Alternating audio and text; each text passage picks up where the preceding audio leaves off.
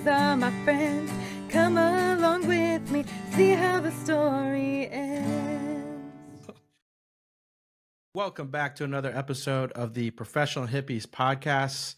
You have your hosts, of course, Dylan and Colton, and we have a very special guest on today, Brian Albores, great friend of mine, one of the top up-and-coming realtors in the Tampa Bay area. He runs one of the top 7% brokerages in the Tampa Bay area. It's going nothing but up, all around down-to-earth man, and gets shit done.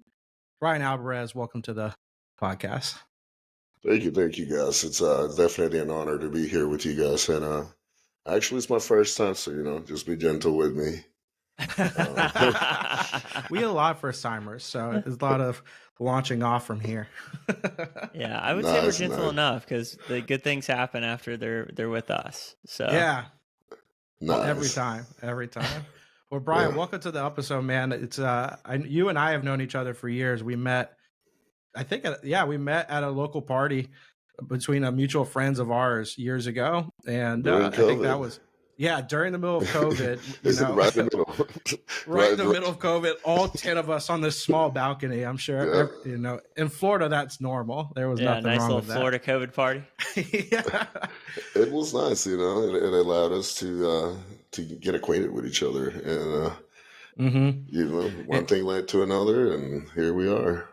Yeah, that's what led me. I was it was one of those rare instances where it was like I was actually looking for a realtor, and then you were a realtor, and I was like, sure, why not? You're my realtor now. And it worked out fantastic. I could not have asked for anything better on that. So, and we went through that fun time. I don't know. I don't think you knew at the time that I had yet to do any deals yet. So you were actually my very first deal ever. So, I was the first, and he did such a good job for me. Like, it's the first one. You want to make sure everything's done as good. I think maybe the fifth deal is where you'll start to get like the rep that's like, oh, I know what I'm doing. The first one, they're locked in. You know what I mean? I can't fuck this up. All the paperwork's good. Damn it, we got to find what he wants. No going around, no loopholes. There was definitely failure wasn't an option, right? And one and two, we became closer as the process kept going, and it was like 3-2. I was like, shit, I need to get this deal. I'm gonna make this happen. I want to know, it's like a win, and I just wanted to win, and especially it was literally in the middle of lockdown, and I think we were looking during lockdown, and I bought it I think we started in April-ish. Was that when? And we bought in July. And so that's we were going looking for homes. That was a time frame when homes were actually kind of limited, I think, of because no one really wanted to sell and let people in their homes at the time. And it was funny is Brian goes in the beginning, he goes, all right, the best thing we can find in this whole process, if we need to find a couple going through a divorce, if we can find the divorce couple, that's just I'm ready to get rid of it, right? And we went through the process, and in the end, it turned out a lesbian couple going through a divorce, or just get rid of this house. And we came swooping in, and we're we were still at the time when we could put. We didn't get the closing costs taken care of, but we could go through the house and be like, we need this fixed first. We need this fixed first. It wasn't quite at the seller's market just yet. Is that starting to come back, Brian? Is it almost kind of that temperature of hey, these couple things need to be addressed, or is it still pretty hot? You can get them fixed, right? And it's definitely it's only kind of how you word it and how you develop that relationship really with the other agent, because that's what's going to communicate with the seller. A lot of times it's also about how experienced that other agent is and how willing they are to work with you. Believe it or not, there's kind of two types of agents, right?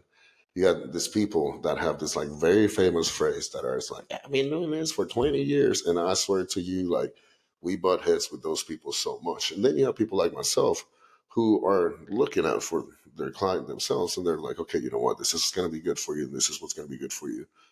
For Dylan, we were at a time where people were buying houses in a frenzy because interest rates were pretty low. But also, everybody was kind of offloading their houses in COVID.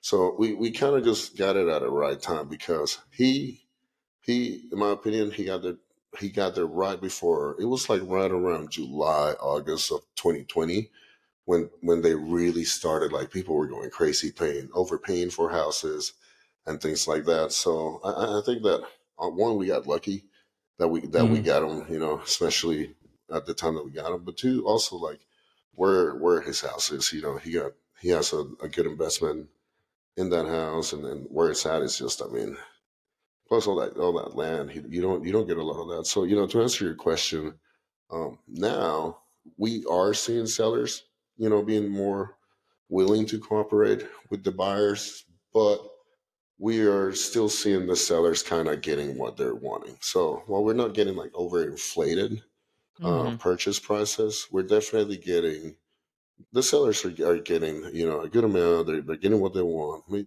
they're not cashing out within a year anymore, but there's definitely equity, a little bit of meat there. So you can get, it's a good, somewhat balanced market.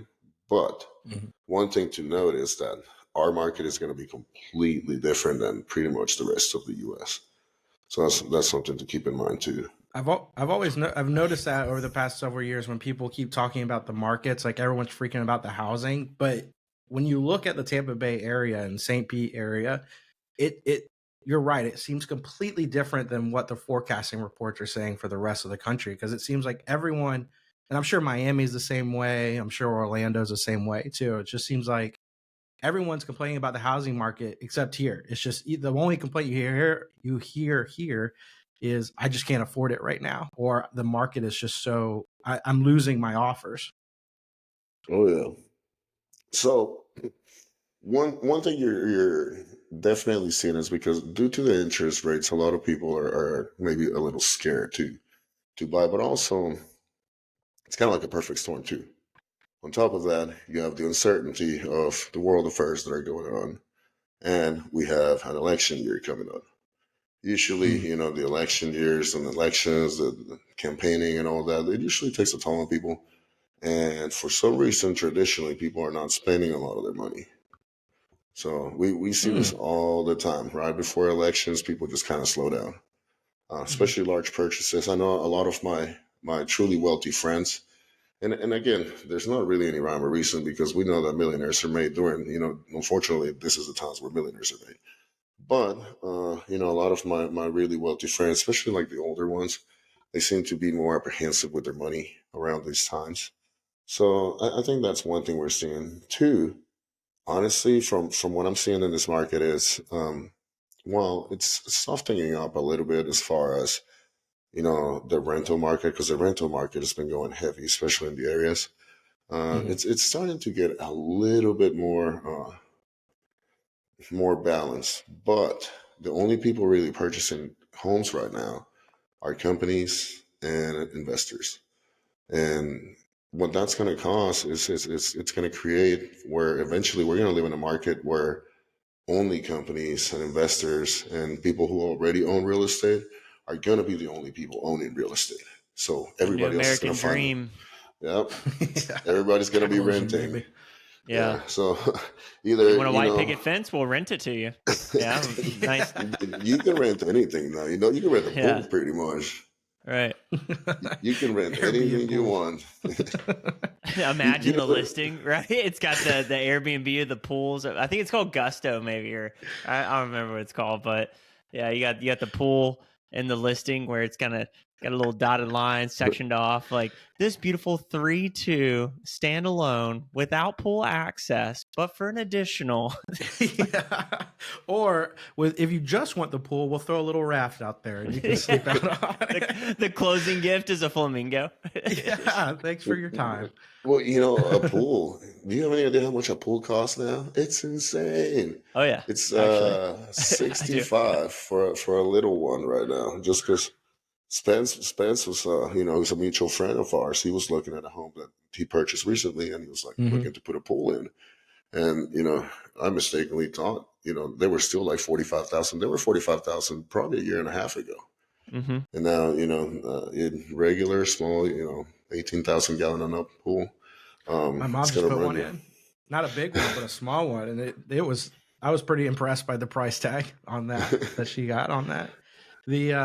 And it seems like too, like that's what kind of kicked me off into wanting to look in the real estate market is during COVID, especially in the beginning, you saw everyone kind of turn off from wanting to buy a home. But what I saw kick up was like Blackstone, Zillow, all these companies started ramping up buying all these properties. I was like, if they're buying properties right now, that's the time to do it because they're going to want to keep their stockholders happy, right? And the best they're doing what's right. So that's what pushed me to do it. And I feel like, are you seeing that still? Or where like Blackstone and Zillow and these big companies are coming in and swooping in and trying to buy up property, or has that died down a lot and it's mostly like small investors?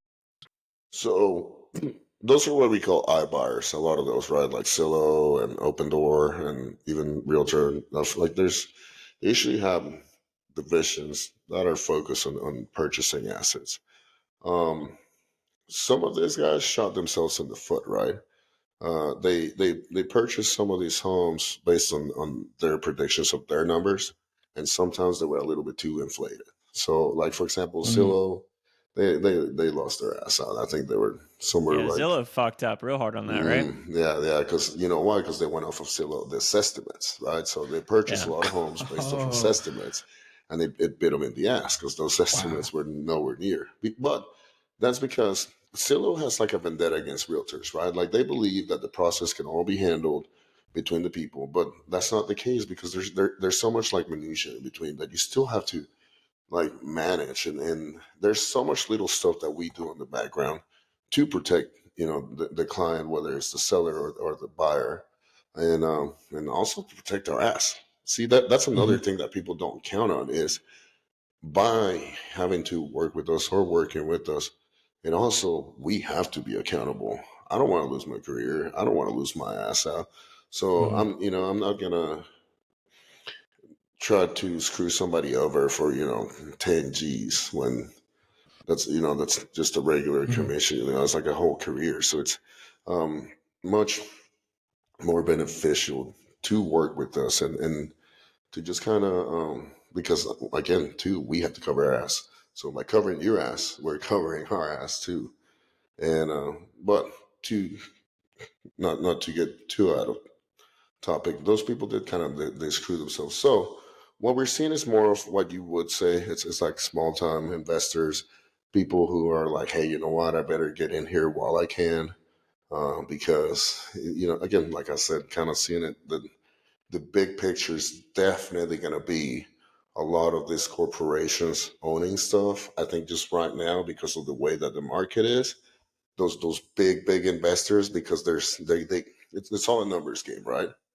So if they can't get that number that they want from the deals right now, they're going to hold off, and that's kind of like that good time for what I would say like the middle a middle ground investor or a beginning investor to get in and compete. And honestly, there's so many programs out there that for people to like, I'll give you an example, right? Like I use this program to purchase this home that I purchased on the 31st of October, Halloween. I think I saw you right before I closed on it, Dylan. And honestly, they didn't ask for like bank statements, nothing. I was like, "Are you sure?" Like they gave me $260,000 with like barely minimal. All you needed was like a 660 credit score, and that was basically it. Like you're good to go, bro. They finance their repairs, but they look at the numbers, right? So I purchased this home, below 250. I currently have it listed for 340. I've been holding it for, excuse me, I don't know, 36 days, right? So hoping to cash out of it before the end of the year.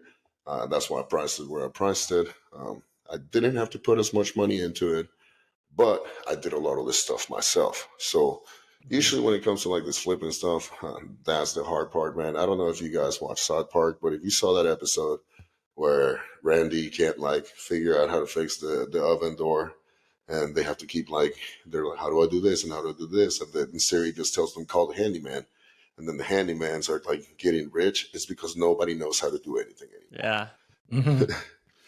It's It I seems think like that's what it seems like that's what it is everyone thinks, oh, I'll get into the flipping business, but then they don't realize like, oh, because they see it on an HGTV, like, oh, if they're doing it, they're getting all these handyman, but then they don't realize the costs are adding up. And Colton and I have talked about that a lot from us on our homes, is like you start getting, there's things we can't do, so we have to pay to have someone do it. But then sometimes there's been times where we get that quote and we're like, I'll just figure out how to duct tape this thing.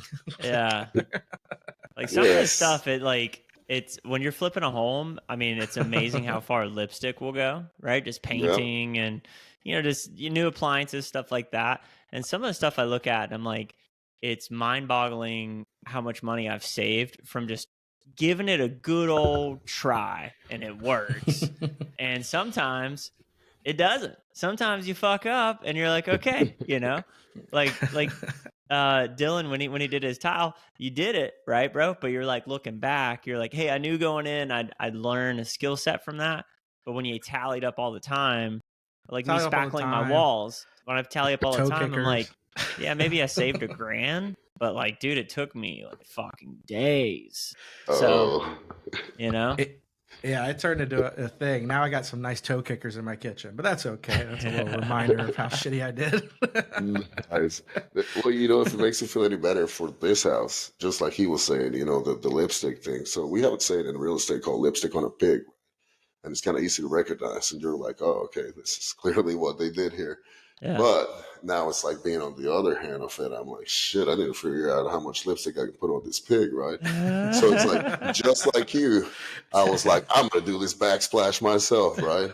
And I was like, so I went through the tiles and I was like, man, these little honeycomb ones look really good, but they were the cheapest. And I was like, why are they the cheapest? I have no idea, but fuck it, I'll figure it out. So I went and, I tiled it. I started off and I completely started off wrong. Plus I used black grout. And so I was thinking, my kitchen's white and I have, white backsplash and all this black grout's going to be good. But obviously never done this before. I realized that using black grout, you can see every single bit of imperfection. And I already used the hardest tile because it's like this tiny little honeycomb one. And I was like, oh, that's why they're the cheapest. And like you said, like bust my ass for days, finally get it done. And then like the day I got it done, which was like yesterday, I look on Facebook and there's this guy and he's like, oh yeah, man, I'll do it for $200. And I'm like, fuck. Yeah. Yeah. But it's at least, that, because it's not like you hired him for $200, right? And then it looks like shit afterwards. At least you're like, I know it looks like shit because I did it like shit, but I figured out at least something out of making it look like shit. Or even better, like when you do it and you fuck it up, at least you know how much time it should take. Like you have kind of this idea now where like the AC, I've saved so much money when it comes to my AC vents at the previous house I owned, this one, and like 3 different techs came out, all told me completely wrong shit. I called one company back. I'm like, yo, I paid you guys. Like you're supposed to be a national company. Like I was like, give me my money back. It's like, I found multiple holes the size of watermelons in the side of my ventilation. And I'm like, nothing needs to be replaced. You could put fucking duct tape on it. Like and no one caught that. So at least you like learn, as you're going through the process, like what's worth it, what's not. Man, one of the top things I ever seen, Brian, was when you showed me the palm trees inside the house at the roof. Brian, I just want you to talk about that because that was the most crazy thing. So I found out a little bit more about it too. I don't know if I told you, but so I kind of like the root of what happened. But so at my house right now, the one I'm currently residing in, has in the framing there's old palm trees. So instead of having like jacks and joys, you have like lines of palm trees. Right, and they're in the walls, and it's kind of weird, and like the roof trusses are made like that, and things like that. And it's all like this big palm tree, and for the longest time, I couldn't fathom. I was like, they said that's how they made like houses with cathedral ceilings and stuff. But what it really was, apparently, when they were building these homes, they had a lot of like, I guess in this area especially, there was a lot of gang activity and mafia and stuff like that. So they're actually bulletproof. So a big reason why they were using them in the framing was so that bullets wouldn't go through them because there was drive-bys and things like that going on. That is awesome. He So did. He got up in the attic and showed me, and I was like, "What in the world? This is supporting the house. Just big old palm tree stacks. It is wild to see." yeah. I've never heard of that. No, me either, man. I've seen a lot of houses, and I've never seen anything like It's it. like And then, it's like the fort in St. Augustine, how they built it to absorb shells. I guess that's what the house was built. The palm trees were just absorbing the bullets into them with the fiber. That's my That's guess. wild shit. yeah. So apparently, you know, in the '60s and stuff like that, St. Pete was fucking rough. Apparently, They were throwing so it down. yeah, they were, you know, the drive-by shootings. Well, even like 10 years ago, wasn't it? When I've talked to people that have lived here, they were like, "Oh yeah, there was gang activity pretty hard here. The homeless were pretty rough." And then of course some investors got smart and were like, "Oh, this is pretty cheap land.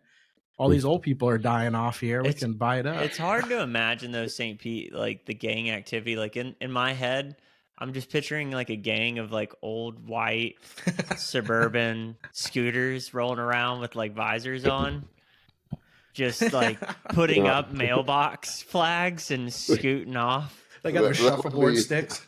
That might be on the Edge District, you know, maybe like sticker and QR codes and shit on people's cars. They learn how to park, douche. But no, so, you know, there's like this whole side of like the South Side, really. And it's definitely, They've definitely it's definitely like all cornered there behind yeah. the stadium area. Yeah, Child's like it's kind of Park, away Southeast. from the highways. You kind of got to drive a little bit of, and it's definitely like a little bit of a different St. Pete, I would say. And it's definitely it's worth a look, man. You get some of the best food, but you can definitely tell Yeah. kind of where it was made, where they segregated it a lot. So that's Mhm. probably what you probably never ever seen it. Even like below, like Child's Park, even Gulfport at one point was more of a lower income area, but now it's really more of like that area, like by the Skyway, you know, and all of that. And but unfortunately, that's also the only place where you can like still get land, still buy homes. Do you know Something like crazy. when they're trying to I don't know how to say this without sounding racist or very direct, but like Gentrify. gentrify, it's still, even that has nice cool racist overtones. Hey, like Gasworks, right? So when they wanted to basically move out all the Section 8 homes there, I mean, they just flat out like paid for them to move, relocate them, right? When it comes to Section 8 housing that isn't like apartments, condominiums, you know, low income areas, what are some of the tactics that the whites use to move in on that land? I mean, like, are they like when they're trying to develop, you know, are they just buying up individual or investors coming in buying in the homes and slowly it will gentrify? Or because like Gasworks kind of showed me like that was a pretty aggressive land grab. Like that was a pretty aggressive development that they did there. So like what are some of the tactics they use when doing stuff like that? So you have to have a large footprint in order to be able to make a difference in the neighborhood, right? Like you can't just come in and buy a couple things and expect to change the whole neighborhood, because the value of properties is based on the closed and sold value of the properties in the area. So ultimately, what dictates the value of your house is what houses are selling for. But again, just around the corner. So you really have to come in, and if you can come in and really change the value of that property, of those properties in a large quantity, then you immediately improve the area. And by doing that, you make it impossible for them to be able to afford. So here's what happens most of the time, right? And believe it or not, it's not really like just, I wouldn't just say like just white people. It's really everybody that was like an investor 20 years ago. And for our area, actually, it's a very diverse community. But I would strongly say that like the Greek community has a whole, like a stronghold in a lot of property in the area, as well as the Jewish community. And I believe it's because they all work together usually in giving themselves property, just like Miami, you know, Dade and Broward. It's well known that the Jewish community pretty much has a hold on all the land. And, you know, that's the one thing that you can't get anymore. But to answer your question, a good sort of tactic is to So you got a couple like different facets of real estate, right? And there's one that's I would say it's a grimy aspect of real estate. It's called wholesaling, right? A wholesaler oftentimes looks for a somebody in a disadvantageous position. So somebody who's going to lose their home or who's got a lot of liens against them, somebody going to jail, whatever the case may be, right? And they approach you in a manner where they make you think that they have your best interest in mind. And that is to obviously for you not to, they're like, hey, you've been paying on this house all this time. Yeah, like you're not going to get what you want for it, but at least you can get this, right? And what they do is they will pretend to purchase your home and they'll give you a contract for it, but then they'll assign this contract. And then they find somebody else who's going to be the actual end buyer, the investor, and this person's going to buy it, right? But say I found Dylan's house and I'm like, you know, Dylan's in this stress and he needs money fast. And I'm like, Dylan, I know, I'll give you $200,000 for your house right now. And Dylan's like, oh shit, I guess I'll take it. But meanwhile, I know I can get more. So after I get him under contract, I go and I find within my network somebody who's actually going to buy it. It's going to buy it for like 300,000, right? 400,000, and then I pocket that little difference. So that's one way of kind of like purchasing. The whole. They're usually working in off-market homes, so they're reaching out to people, and usually they have kind of like it's kind of like a game to them. So they approach this person, this seller in distress, in a manner where they make them think that they're going to help them relocate, and they do, and they might, but they're not helping them relocate to a better place. They're just helping them get out of their situation. So the approach is like a problem solver. And then you have people like myself who I purchase homes, I fix them, and I sell them. Depending on the neighborhood, I'm not gonna lie. Like I have one in a neighborhood in Tyrone where I saw a lot of value to be made. House down the street was selling in the 500s. I probably better not disclose what I got it for, but I am under contract to sell it now at 500. And then I have another one where I was like, okay, this is a nice neighborhood. I'm not gonna overbuild for it, but it allows me to give somebody like it's a 3 bedroom, 2 bath with a yard. It's everything's been completely done on it, and it's only 340, right? So I'm trying to like make houses for everybody, so I'm not just like overbuilding the neighborhood. And there's usually people like myself, increasing a footprint in an area. It's unfortunately it's a lot of taking advantage of misfortune. I guess basically increasing the prices so much that people can't afford to live there, so you can buy them out. Yeah. And that's the strategy there. It's for the most part.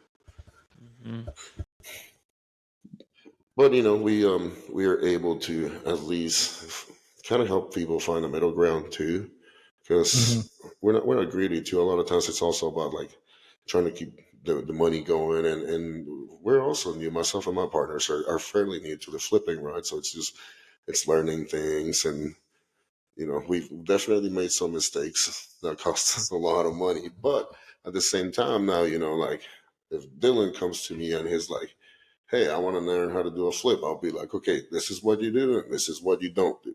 Yeah. And ultimately, Thank you for making mistakes first. Appreciate it. Exactly, right? Like lessons, not losses, because let my lessons, help my friends avoid losses. What about those signs? You go to a stop sign, right? And there's that sign that's like, "We'll buy your house right now. We buy ugly homes. We'll buy ugly homes. It doesn't care." That might be my sign, bro. Do those work? Are those people like doing business, or like are people calling those, or is that what you were talking about earlier when people are struggling in a situation? That might be what they're calling. There's kind of like two sides to that coin. One, there certainly could be those people, like I was saying, the wholesalers, or it could be somebody like myself. So here's like what I can tell you. Like for myself, like obviously the key is to buy the home off market. Like if it hits the MLS, there's already like there's no meat on the bones.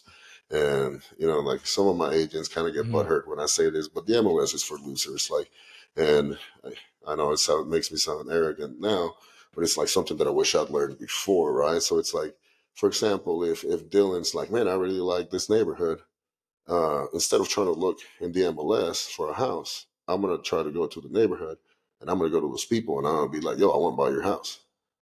And because at that point, I'm competing with way less people, right? Like the house is not on the market.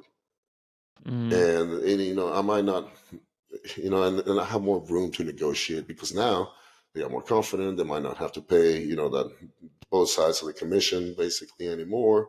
So I get some more confidence, and so there's definitely like a lot of strategies. But at least for me, like the you'll key. approach people cold. Like if someone's Oh like, yeah, "Hey, I'm yeah." oh yeah. So if I like, whenever somebody likes a neighborhood or whatever, and again, I'm at a point where I don't have to do this as much, but this is what I teach my agents, and I do it with them all the time.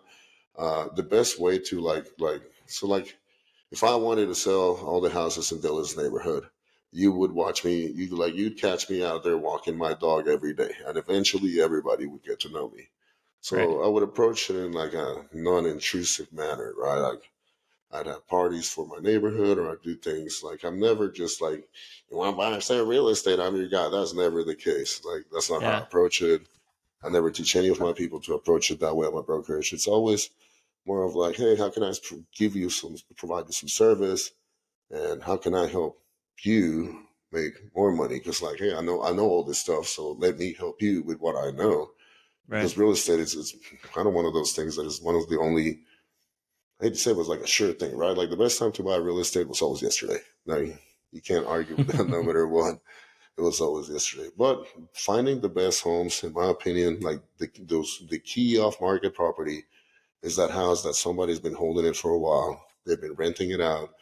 They've been renting it out to somebody who they develop a relationship with, or the tenant's been a good tenant and the tenant's been renting it for like 10 years, right? So obviously they're probably paying like fucking 1,200 on a 3-bedroom, 2-bath. And the seller is just like, man, I'm sick of it, but I have a relationship with them, so I don't want to kick them out. It's like, shit, okay, I'll handle helping you relocate them in order to be able to get this house, because otherwise that house was never going to be on the market Right. and it's never going to get sold. So, but you know, Now, also, what about sorry to interrupt your train of thought, but I mean, I just have a ton of fucking questions. What about these folks like, so I've seen like the wholesaling courses, influencers, etc.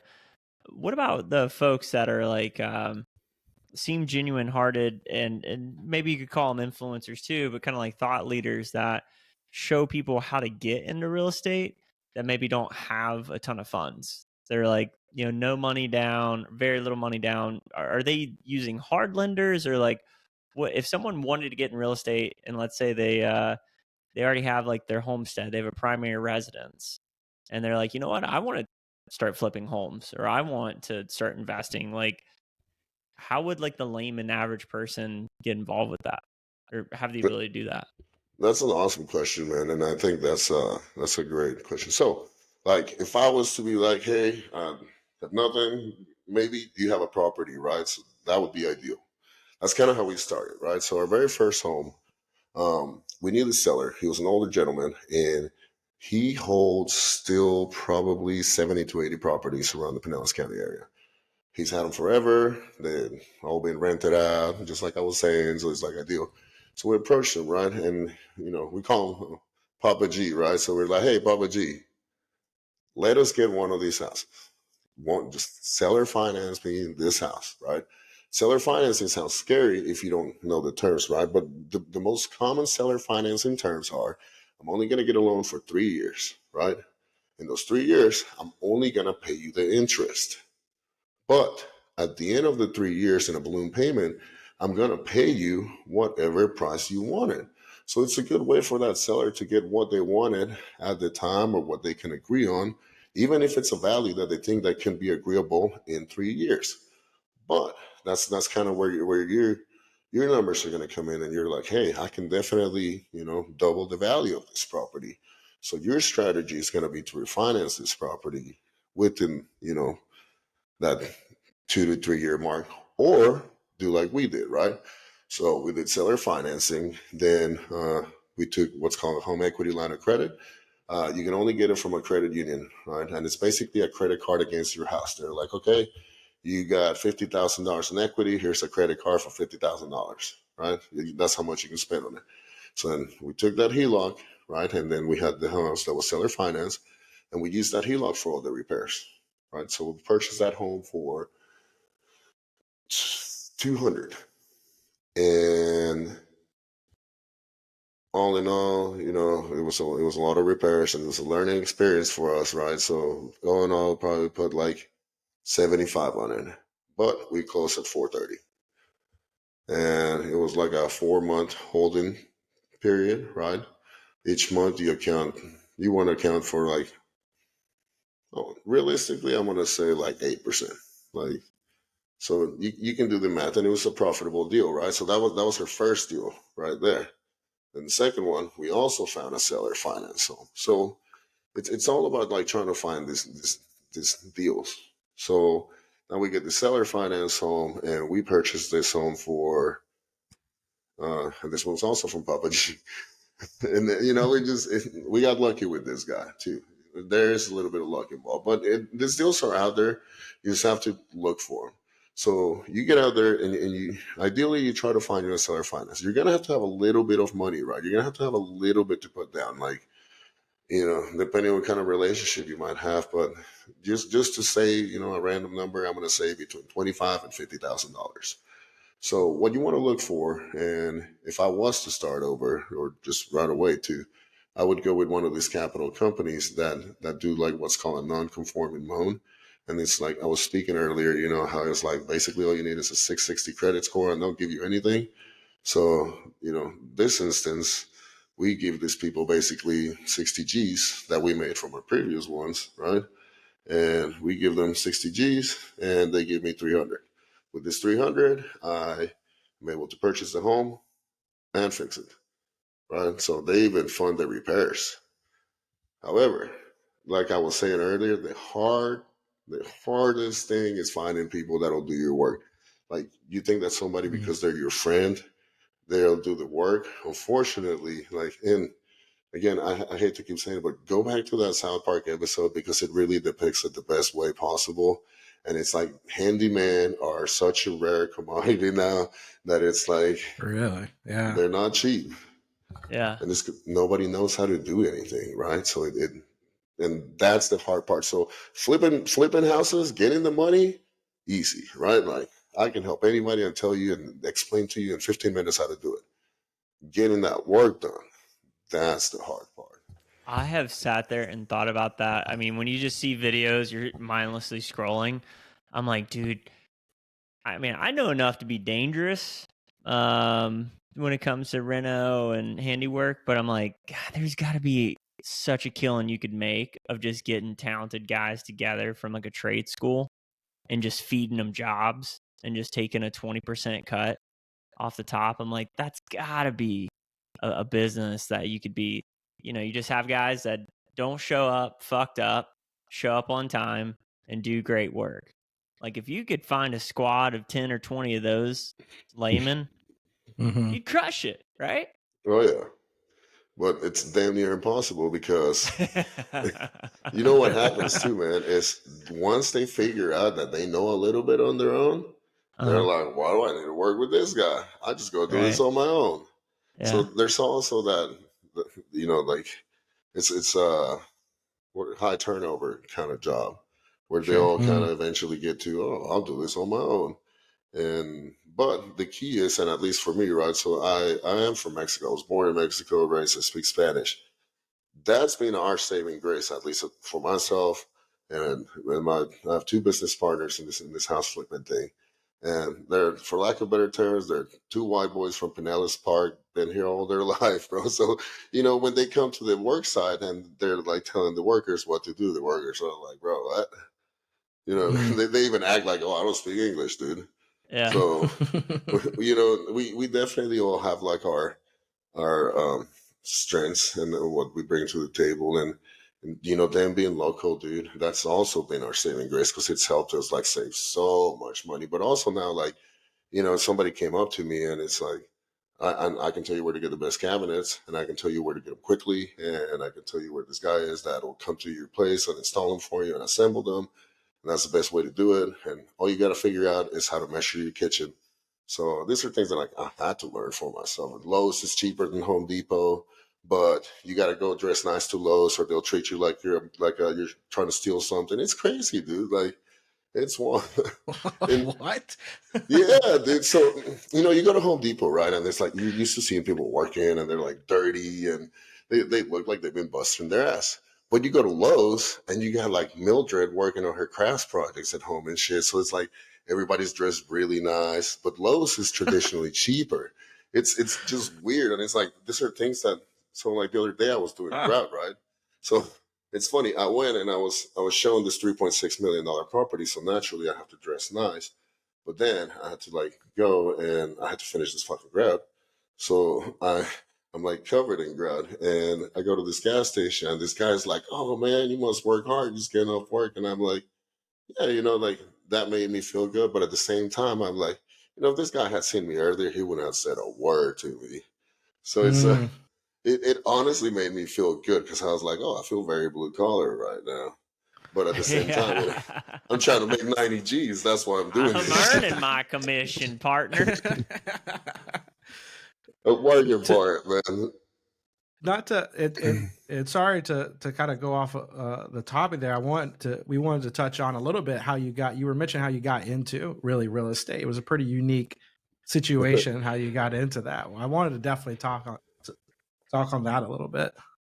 Yeah, so I came from supplements. I was working for a large online retailer, and the online retailer had a partnership with a company. They started a company, and I went to this company with where I met my mentor. His name was Rich Piana, and he was like this big jack dude covered in tattoos.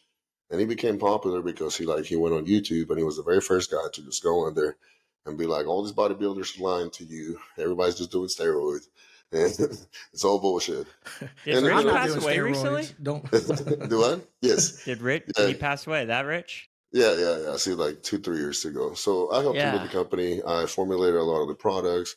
I sold it all over. Expanded it throughout the states, and then some countries as well, including like Latin America, and we worked with people in Europe and stuff. So fast forward, that allowed me to kind of get like a good knack for like this networking thing. And as things progress, I didn't like the direction that things were going. And I'm not gonna lie, they gave me like the good old corporate fuck you, and like they were like kind of like, oh, we're gonna go in a different direction. I'm like, motherfucker, I'm the director. Like, which way? I am the direction. And it is what it is. But then I was like, I'll make my own thing. So started making my own supplements, and I was doing well.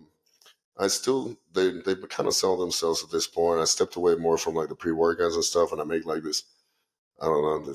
They probably don't listen to this, but I call it like an old lady pill, and they love it. It helps with like a lot of symptoms from like menopause and things like that. So I had a lot of free time, and then COVID started going on. I needed to supplement my income one way or another. I wanted to find a way to supplement my income. So I was like, oh, let me just do real estate because everybody makes it sound like it's easy. First off, it's not really that easy, man. It was kind of easy maybe a couple years ago, but it's not the easiest. It's easy to get into. It's if you grow up somewhere, yeah. No, just to start it. I mean, it's like 80 or 90% of agents that have a license only sell one deal every like year or two, something like that. Yep, and so 80% of agents only do. Wow. You're right, about one or two deals, and it's usually from like within their sphere of influence. I will tell you, at least like my agents, right? Like I push them, so they each average at least like $1 million a year. It sounds like a lot, but it's really, I'm not gonna lie to you, man. It's not that much. $1 million, they're probably walking away with like 35 in their pocket, something like that, maybe. So, and nowadays, but there is a cost of doing business and things like that. Not becoming a realtor is getting more and more expensive, and marketing yourself. So, about 40% of what you make, you have to kind of put right back in your business if you want to be successful. But, I started, I was like, oh, I'll do real estate. It's easy, I'll supplement it with all the other, you're younger and you're like trying to hustle. And I never really thought that I would kind of like it as much. But I did have a knack for business development, and I saw where we could improve some of the systems in the brokerage. And because of my connections in the fitness industry, one of my connections in North Carolina was like, hey, I got these cabins up here, they're like in the millions. He's like, you help me sell one of them, I'll give you yada yada. He's like, I'll fly you out here and check it out. So I was like, at the time, who's my business partner now at the brokerage, I was like, here, why don't we go over here and we check this out? And I went over there and we got wasted around a campfire, right? We were in North Carolina, we were in the woods, we had just gotten chased by a bear, and uh, they were like walking in the woods, and I'm like, man, that sounds funny. And then you just heard like a big growl, and I was like, man, all that matters is that I'm faster than you at that point, right? Like, you don't have to outrun a bear, you just got to outrun the person next to you. So we take off running, and we go back, and Old Smoky makes these little jars of moonshine, and one of them Mhm. is like it's called White Lightning. So growing up in Georgia, we had White Lightning, and the way that you tested if it was White Lightning is like you lit it on fire, and if it burned like a certain shade of blue, you were like, oh, this is legit. So we're like drinking, we're like through this whole jar, and we start like spitting the fire into the fire, the moonshine into the fire, and it just keeps like lighting up more and more. And I'm like, I'm talking to who now is my business partner, and I basically just sat there and I was like, hey man, I think this is what we could do better. And he was like, yeah, and I was like, yeah, and we tried it. I ran the office for a little bit, and then like a year and a half ago, I had been doing things. We are up to like 30 something agents now. I've personally trained, most of them myself, brought them in. I did a lot of the recruiting, right? That's where, when we were only 8 agents at that time. And I was like, we need a better office. So we basically kind of try to work on making one of these like Google type offices, Hmm. and just making it like a cool place for people to hang out at. And that allowed us to really like focus on recruiting and getting more people in. So we were able to grow, and that allowed me to grow as far as like a business owner. And that's when I became a partner. So it's only two of us, we're the owners in the company. And honestly, like just like anything, I wish I could really give my agents more of like that sense to want to succeed. But it's like sometimes they slow down, and it's sad because it's really not that hard, but it takes some work. But I still do plenty of real estate deals myself. I don't think it's luck. I think it's honestly just having that open line of communication and letting people know like, hey, Hmm. if you need help with real estate, I got you. Like, I'm not trying. I don't sell people houses. I always say that. Like, I don't sell houses. I just negotiate deals for my friends, and that's it. Hmm. Mm-hmm. Hmm. And I want to touch on a little bit too. How was it the partner that you are currently working with? Is that kind of who showed you how to get into the real estate? Were they already in it, or did you have other resources that you were going to learn real estate? So, being a high networking person that I am, like from like the supplements and stuff, it always allowed me like Mm. one thing is I always have something to talk about, right? And because I had so many friends from that industry all over the world, they'll be like, "Oh, Mm. you're in real estate now." Well, I have my friend. Like, I had a friend. Actually, his name was Dylan, right?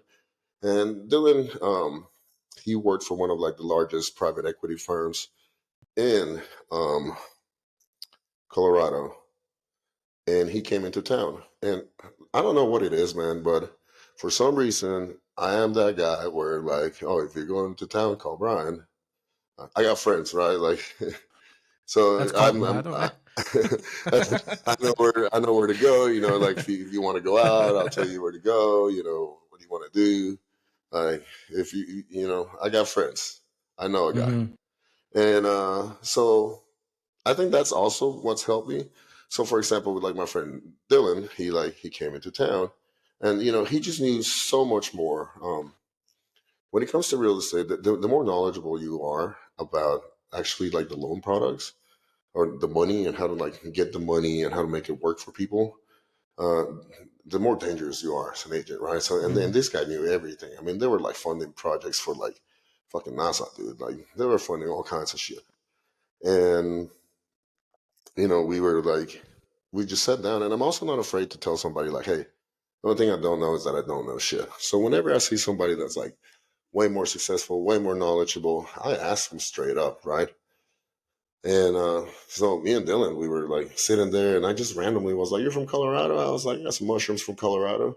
And he was like, "Oh," he's like, "You want to do them?" And I was like, "You want to teach me about real estate?" And he was like, "Sure, man."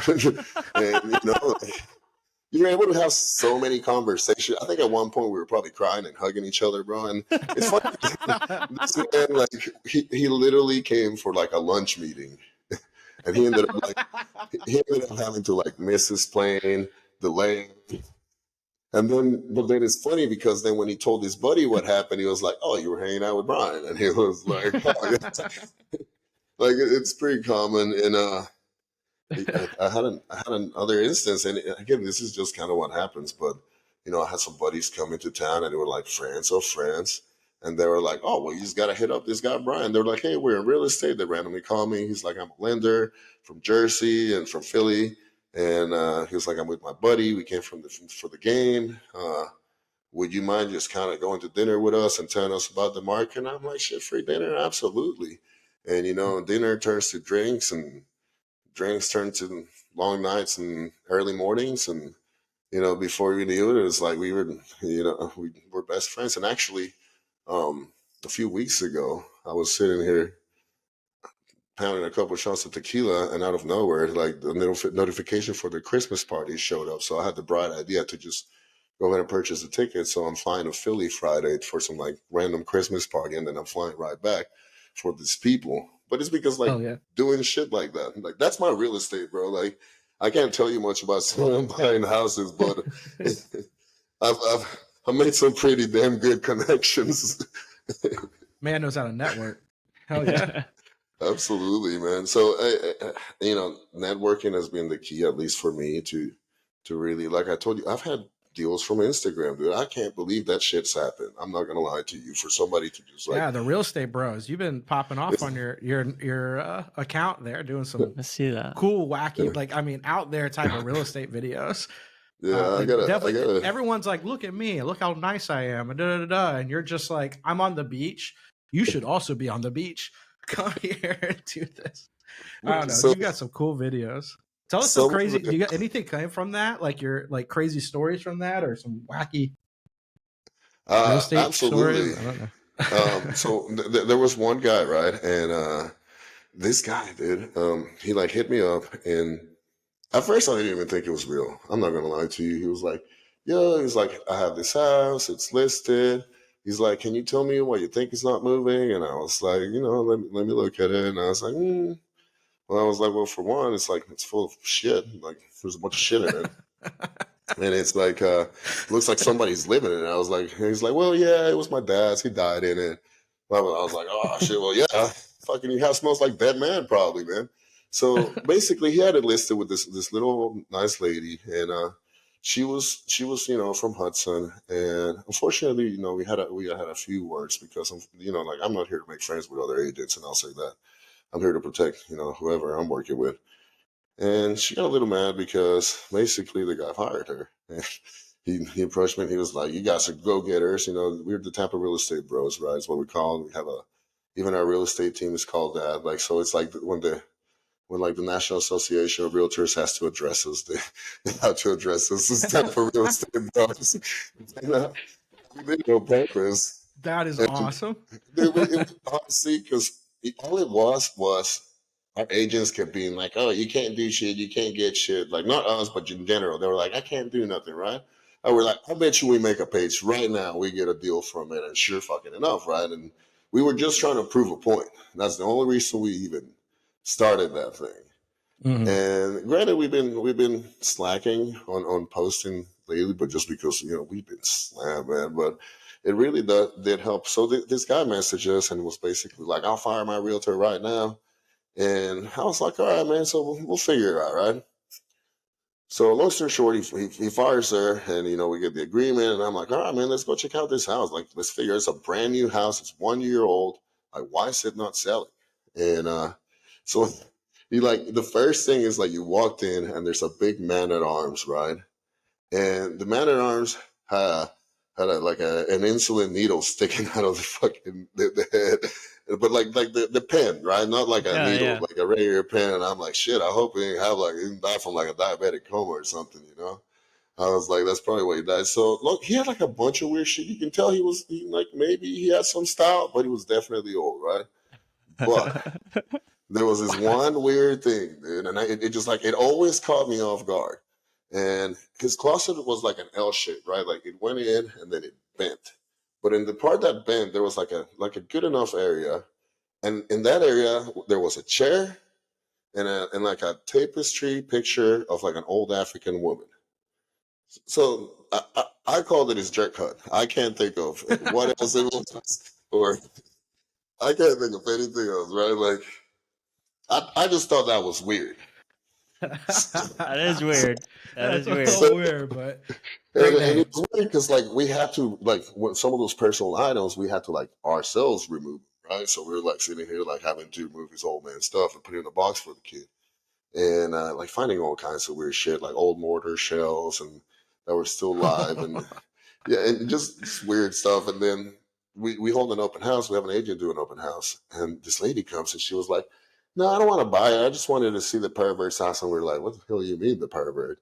And she was like, "Oh, don't you know this was like the neighborhood pervert?" And I was like, "Oh, she gonna tell me I'm selling the pervert's house?" And you know, it was his son's. He was trying to start the villages in his neighborhood.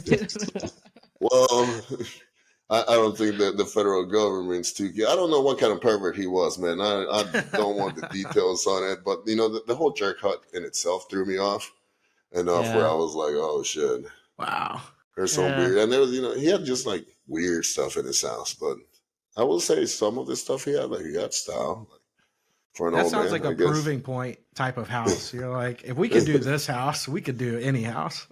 For sure. And the you know, jerk hut.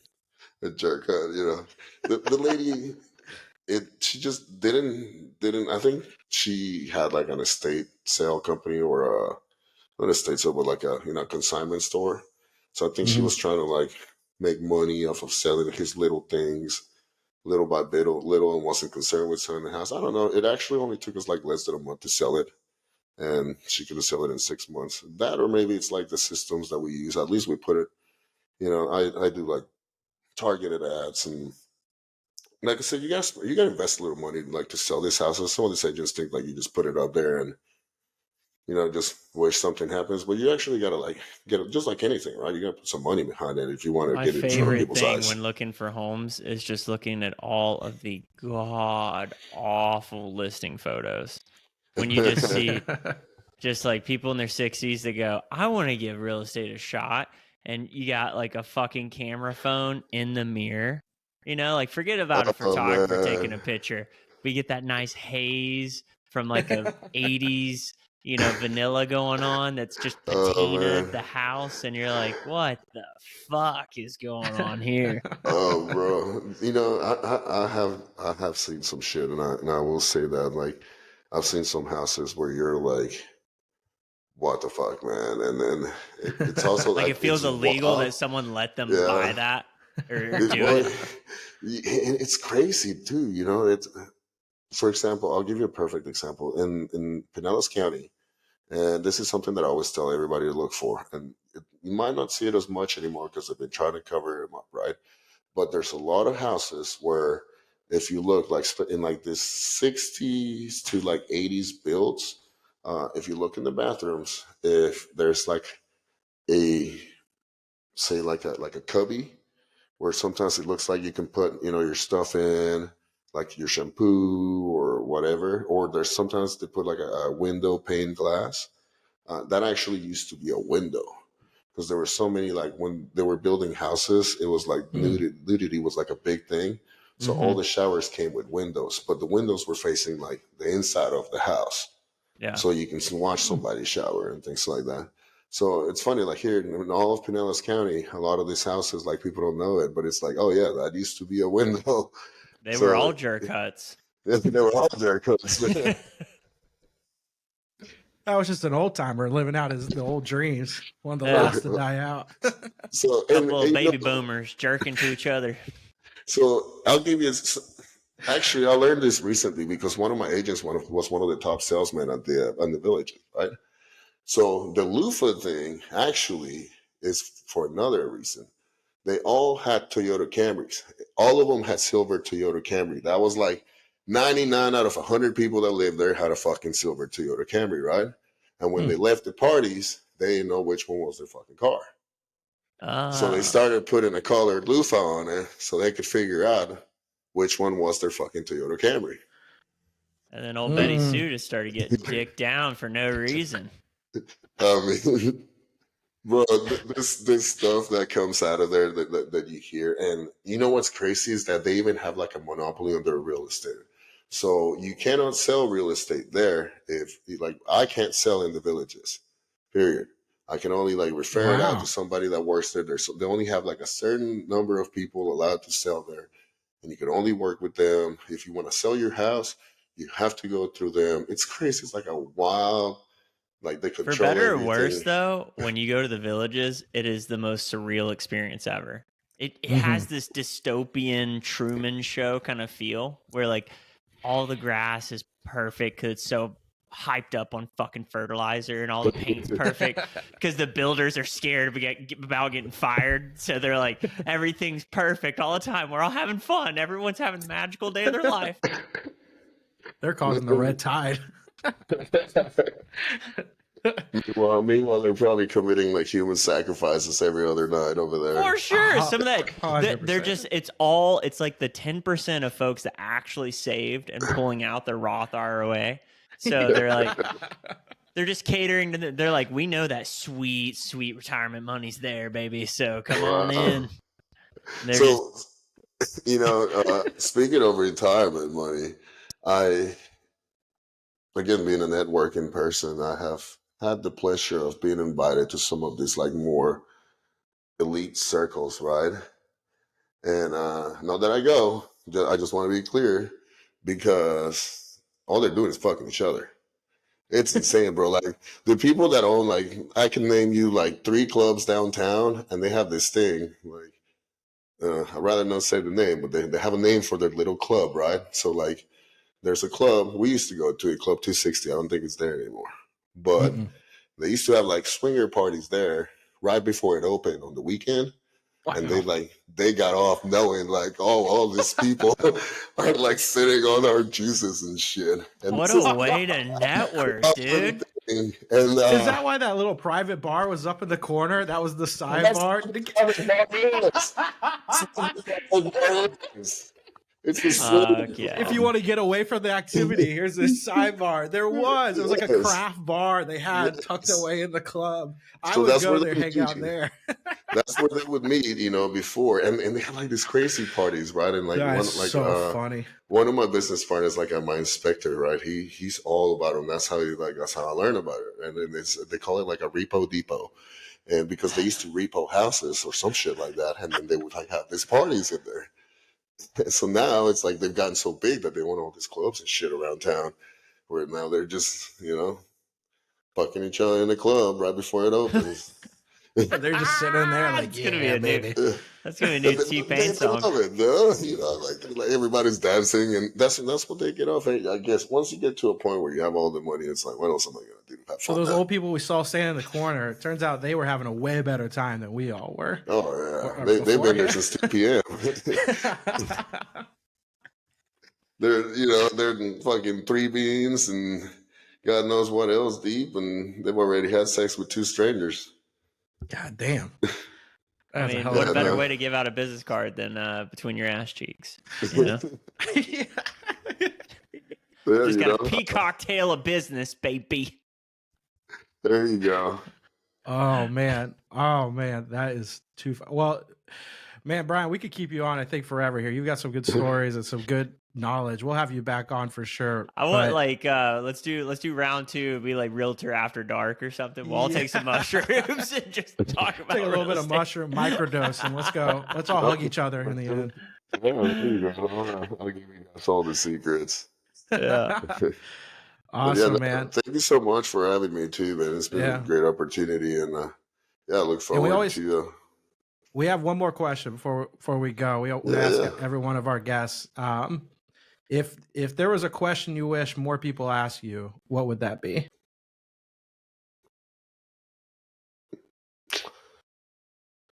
Actually, the question he asked me, it's a really good question because it's a question I wish more people ask. But it was like, hey, how can I get rich? How can I build some generational wealth without really having anything? Because that's where it starts, right? It's just like it's like just pick up a book or ask somebody that knows what they're doing.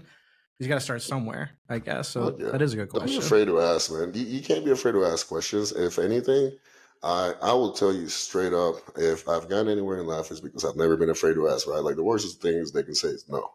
So you the only time you fail is if you don't try, right? So like that's it. You just can't give up. You just got to try. Somebody's gonna say yes. I mean, I'm putting together a $150 million project. Do I know who the fuck's gonna buy this? Absolutely not. But I'm like, I just got to talk to one person that knows that one person that can help me make this happen, right? So that's how I see it. I just need one person, and if I can find that one person to make this happen, and then I can go into the next level of this thing. So it really is like you don't know unless you try. And I always say you got to risk it to get the biscuit. That's right. That's right. Well, folks, we hope you enjoyed this episode. If you need to do some real estate investing networking, make sure to get testkitplus.com. Make sure you go out there, test your drugs. What is it? What's the saying, Colton? Medicine. We call it medicine these days. Still, it's medicine these days. It's almost 2024. Get with it. It's all medicine these days. That's right. There's doctors now. But what's the saying, Colton, for Test Kit Plus? I don't know it off the top of my head. You too can fuck strangers in a club. That's right. Thank you, folks. You just go to testkitplus.com/professional hippies. And hey, man, we're not going to judge you for your juices. Hey, we love you guys. If you want to work with Brian directly, you're in the Tampa St. Pete area. Check out the show notes. We'll link his stuff there. See you guys next week. Peace.